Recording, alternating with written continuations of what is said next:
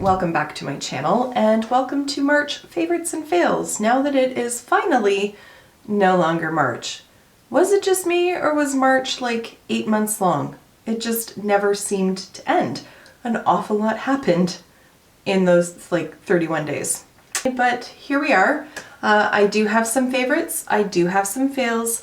I'm going to preface this by saying in March, didn't so much with the makeup all that often. I was away on holidays for the first week of March and then the world imploded.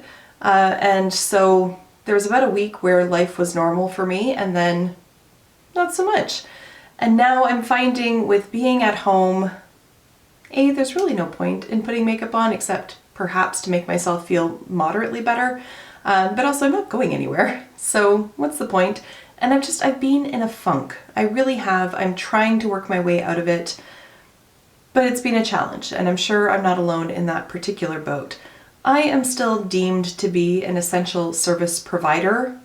However, we have decided to close our office nonetheless, simply out of an abundance of caution. So I'd like to say that I'm working from home, but really I'm at home trying to work. It is a challenge, but that's not the point of this video. Okay, moving on. With that out of the way, the fact that I didn't really do an awful lot of makeup, but I still did some. So some of these items are older in my collection, some of them are new, but let's just grab and go. Let's deal with lip products first. So I do have one lip product fail. We're going to start off on a negative note because why not? This one is from Bare Minerals and it is one of their, I don't know what it's called. There's no naming on here. One of their liquid lipsticks, whatever it's called. This is in the shade Cookie. I like the shade. I like the fact that it doesn't really have a strong scent. I like that. But what I don't like is the texture. So it's kind of one of those like moussey, whipped kind of formulas, and I just don't like it. I love the color. I think it's so pretty. It's so like spring appropriate. But it's just an awkward formula because it ends up like gathering in the corners. It's patchy and streaky when I apply it. If I build it up so that it has full opacity, then there's just that much more product on my lip. And overall, while it is, I guess you could say comfortable because it's not a particularly drying formula, it doesn't look flattering. So comfort be damned, it does not look nice. It looks a hot mess on. In fact, if the stores were open, I would return this one, but they're not, so here we are. Big old fail. But I do have some other lip products that I really have been enjoying. So I'm gonna walk you through them. One is from Kaja Beauty. This is one of their Earhart lipsticks in the shade number 5, Sprung. And we'll do good old swatcheroos. It's a really nice, dusty rose kind of shade. I find it very flattering on the neutral side, so it's not really competing with my eyeshadow or anything of that sort. A very comfortable formula, despite the fact that the tube is shaped like a heart. It is actually easy to apply. I just don't do what they suggest, which is to line it with like the bum of the heart. I can't do it properly. It just doesn't work for me. But if I just apply it like a regular lipstick, I have no issues with it. Next up, we're gonna go a little fancy frou-frou, and this one is from Lisa Eldridge in the shade Velvet Muse, and it's one of the matte lipsticks, and it's so lovely. Very similar tone to the Kaja one, but just a little bit lighter, a little bit more pink, I guess, if I'm looking at the viewfinder.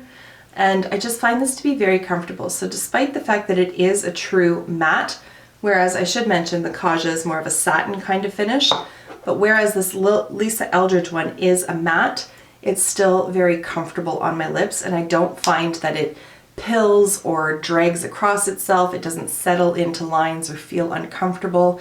Even some bullet matte lipsticks can get very drying, Maybe not quite as much as a liquid lipstick can, but they can still feel very uncomfortable, especially after like the 1 hour mark or so. And that doesn't happen with this one. A very lovely, very generous subscriber did send this to me, and thank you so much. I have talked about it before, but I just wanted to include it in here because it's such a comfortable lipstick to wear. Next up is a lip oil from Bobbi Brown. This is one of the crushed oil infused glosses, and this one is in the shade Love Letter. And I've decided that I love lip oils. I love them. They are so easy to wear, so comfortable. You don't really have to worry about them like getting those weird string things or migrating into the corners of your lips. They're just very hydrating, but also very beautiful to wear. So this is it here. You can see it does have a good amount of pigmentation, despite the fact that it is a rather sheer oil, but I do find that it's very comfortable. Not particularly long lasting, but I'm not surprised by that. While I'm talking about them, I do have a little sample of another shade in this. This one is in the shade Free Spirit, so I may as well just swatch it for you so you can see it. But this is a product that I would buy like every shade in because I just really, really enjoy it so much. So there is Free Spirit here, and then Love Letter right beside it. Right, last but not least for lips is a product from Stila, and this is, what is this called? The Shine Fever Lip Vinyl. I believe these are fairly new to their collection. The shade that I have is Horsepower, and I really, again, it's kind of like a liquid lipstick gloss oil hybrid, I guess. I like the packaging. I like that it's like this little chubby doohickey here, but overall it's just a really comfortable lip product to wear. So you can see it does have a nice shine on it, but again, I don't find that this feathers anywhere, and I don't get any of that like weird gunky crap happening on my lips that some lip products do. So also, just in looking at this, apparently pink is my theme for this month, but I really like the color of it, and I would be curious to get a few more just to have on hand. Don't need any more, but I really do like the formulation of this one. Sorry, I also meant to point out that this is the Lisa Eldridge lipstick on here. Forgot to mention that. All right, let's talk briefly about mascara, simply because I have a favorite and a fail in this category. Favorite is from Stila, and this is the Huge Extreme Lash Mascara. And this is one that I have repurchased, and I just really enjoy it. It has a nice, like, functional wand, nothing too fancy or unique or weird about it, which frankly I kind of like, because sometimes I feel like brands are just trying to like do the most with their mascara wands to the point where like form overtakes function and it just doesn't really do anything for you. This one, it's just a classic wand, and I find that the like mascara itself is really nice for just lifting my lashes, not clumping them all together. It doesn't get like, what's the word, flaky over time. It's just a solid mascara, and I really, really enjoy it. On the other hand, I have a deluxe sample of the Badass mascara from Tom Ford. I don't like this at all. I do not like it. So this is an example of like a wonky wand where it's like kind of curved, kind of not. It's got those like rubbery bristles, which I frankly don't really care too much. Like I don't care if they're like the goat hair bristles or like whatever the hell these ones are, like the actual like bristly bristles or the rubberized ones. I don't really care.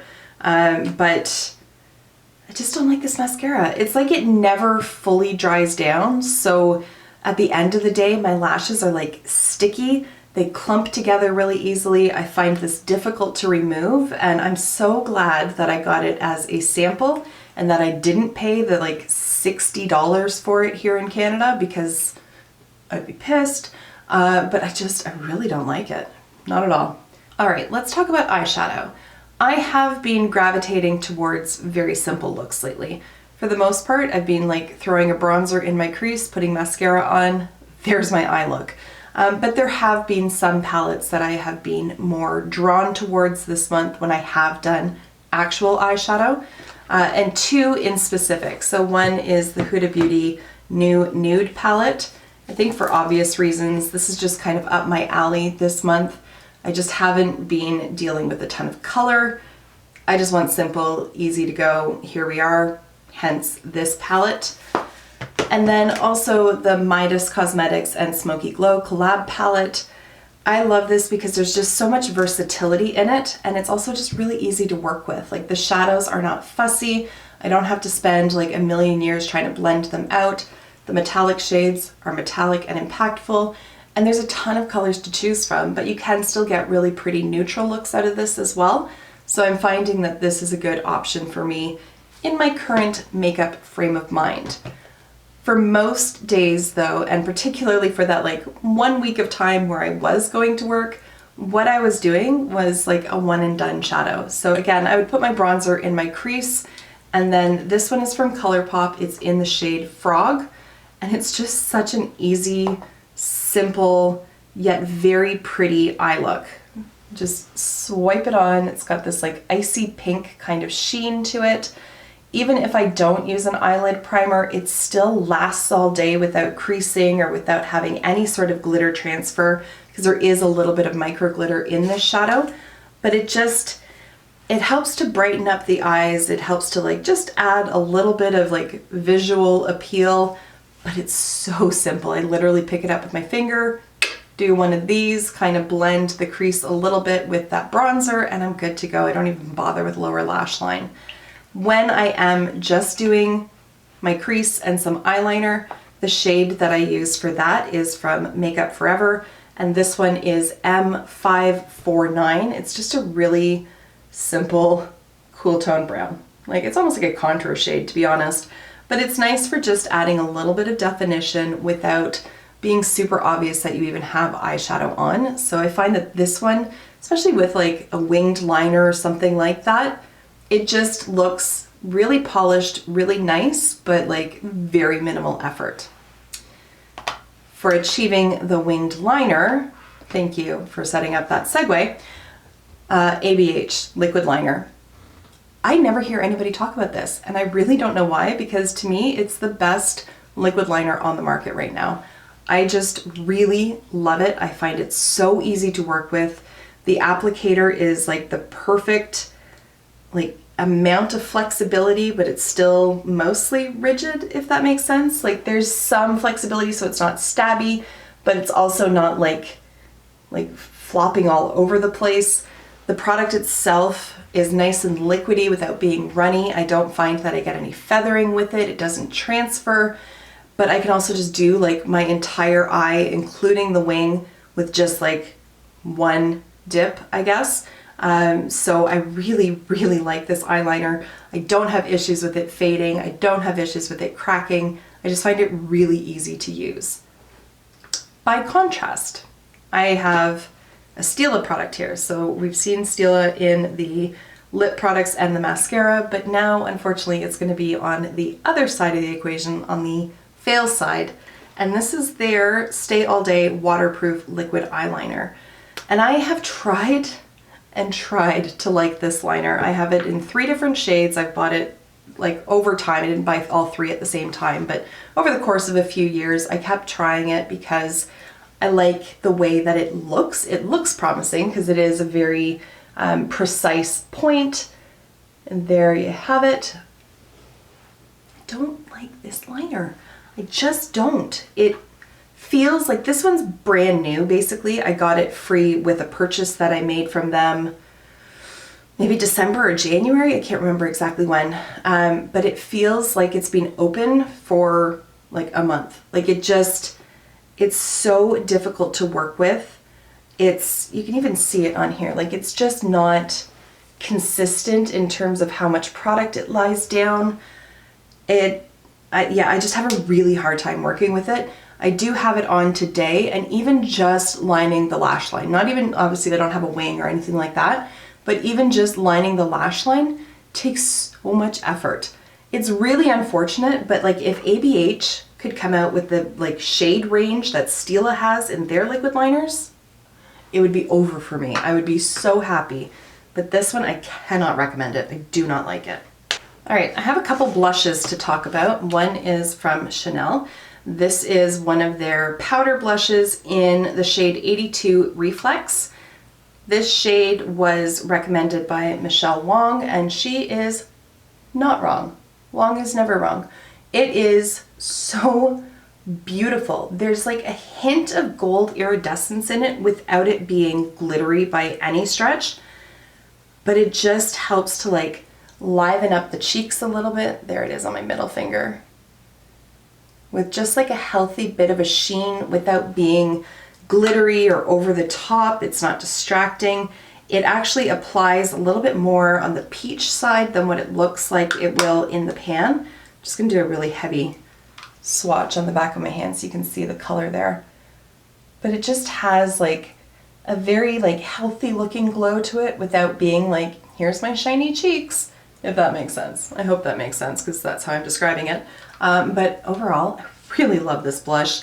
It also has like a slight floral scent. I mention it just so that if people are really sensitive to smells, you can be aware of that. It's not overpowering. When you're applying it, you can smell it, and then as soon as you take the brush away from your face, you can't smell it anymore. So it's really not a big deal as far as I'm concerned, but I thought I'd mention it because some people really don't like floral scents. It's kind of on the rose side of things, just so you're aware, but again, not overpowering. Okay, the next blush, just go with me on this. I don't want to hear about it. It's from KVD. Whatever they're calling themselves now, I'm not even going to get into it. But it's so nice.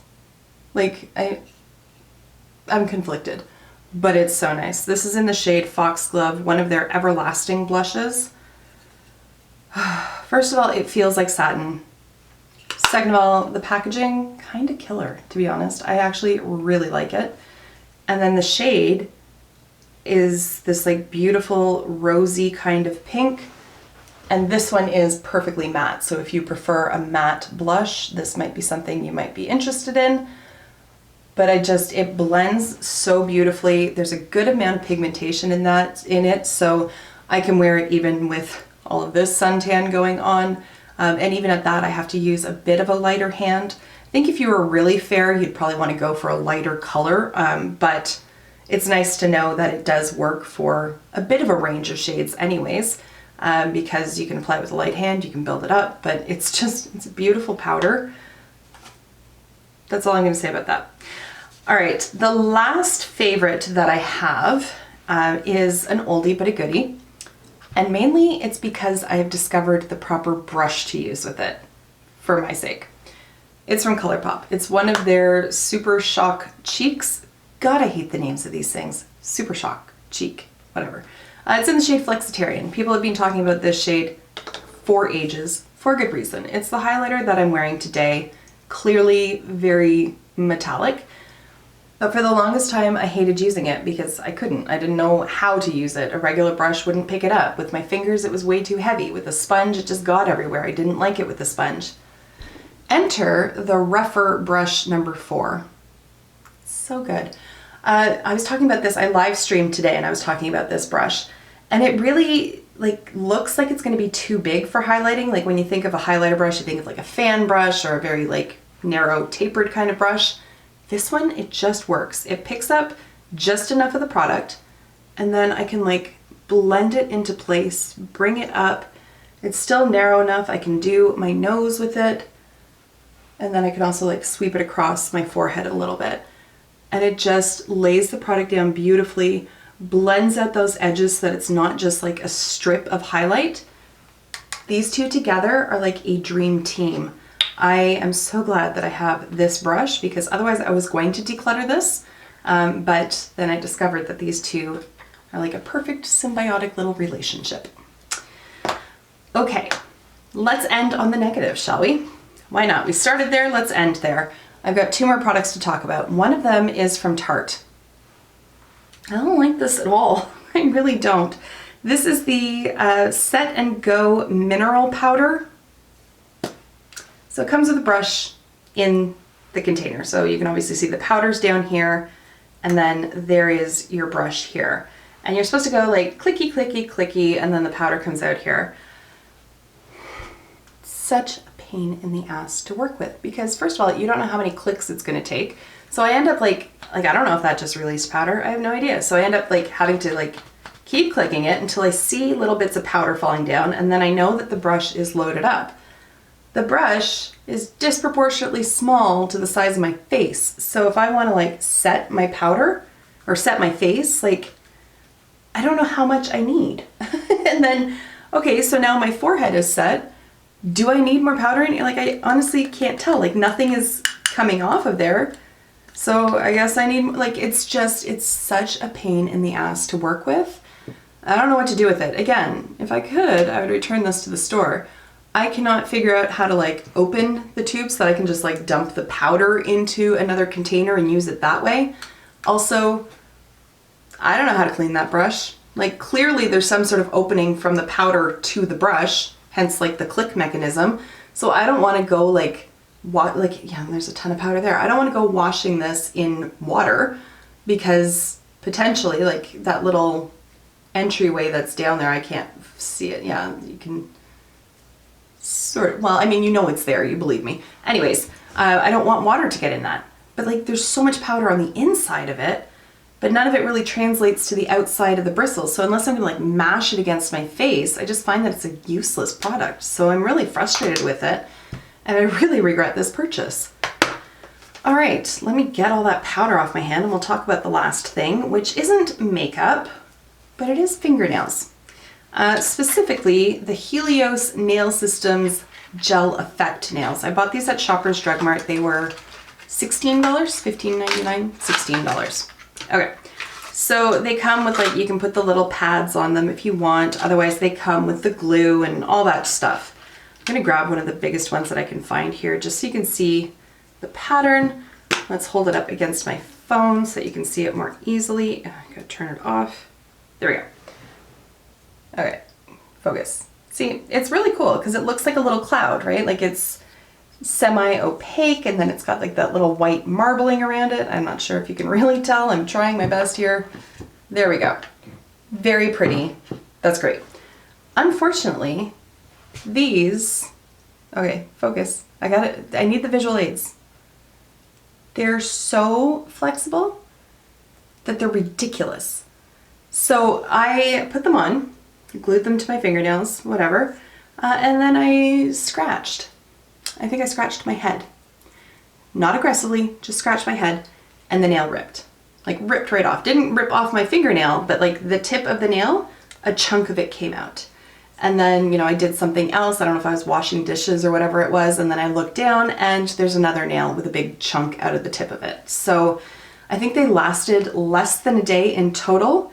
And then I had to just like take them off. I ended up filing them right down. Like I clipped them until they were like level with my actual nails and then filed them so that they were nice and smooth and then just waited for the glue to dissolve a bit. But like you can see, like they flip right inside out. They're ridiculous. So for $16, like I get that these are fake nails. Like you can rip them apart super easily. That probably shouldn't happen. But for $16, I expect them to last like at least 3 days before maybe one pops off and then I can glue it back on and might get like 4, 5, if I'm really lucky, 5 days of solid wear out of them. But never have I had these nails like break like that before, just doing like everyday tasks. I didn't slam it against something, I scratched and the nail broke. So I'm not a fan of the Helios nail systems and I wanted to share that with you to hopefully save you guys $16 on a set of nails. All right, so that is it, guys. Those are my favorites and my fails for the month of March. Also, humanity is kind of on my fail list right now. Like, can we not gather at markets and on the beach and stuff like that? Can we maybe not do that in the midst of a global pandemic? Let's just not be asshats. I would appreciate that. All right, on that note, I'm gonna leave it here. I'd love to hear from you guys in the comments down below what some of your favorite items have been this month, what some of your fail items have been. I always really like hearing about fails, not to be a negative Nancy, but it potentially saves me money and I appreciate that. So let me know what you've loved, what you've hated, and all that good stuff. And I will see you in my next video. Until then, don't be an asshat. Thank you. Bye for now.